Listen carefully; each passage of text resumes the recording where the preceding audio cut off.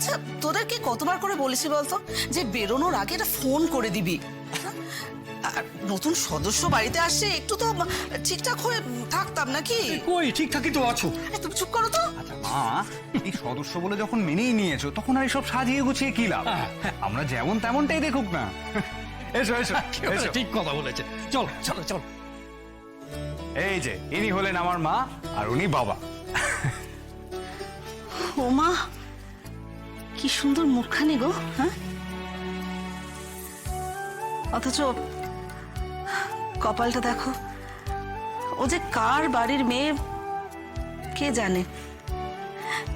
তবে তুমি একদম চিন্তা করিস না মা, একদম ভাববি না, সব ঠিক হয়ে যাবে, আমি বলছি। তোর খুব শিগগিরই সবকিছু মনে পড়ে যাবে, তোর হারানো সবকিছু তুই ফিরে পাবি। আমি আমি তোর জন্য ঠাকুরকে ডাকবো।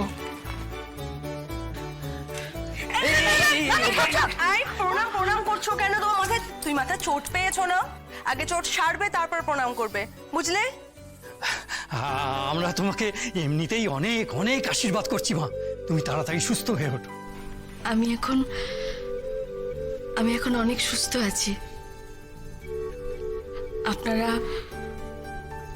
আমার মতন একজন অভাগাকে আপনাদের বাড়িতে আশ্রয় দিয়েছেন। একবার অন্তত পাটা ছুটতে দিন। ওরে বোকা মেয়ে, কেবল কি পা ছুলেই মান দেওয়া হয়? মান থাকে মনে। তুই আমাদের মন থেকে মান দিস, তাহলেই হবে। আর অভাগা কিসের রে? হ্যাঁ, তোর মুখটা তো সাক্ষাৎ লক্ষ্মী প্রতিমার মতন। আমি তো তোকে দেখেই বুঝেছিলাম যে তুই যেই ঘরে থাকবি আলো করে রাখবি। এই রঞ্জন আর ছোট বৌমা কোথায় গেল?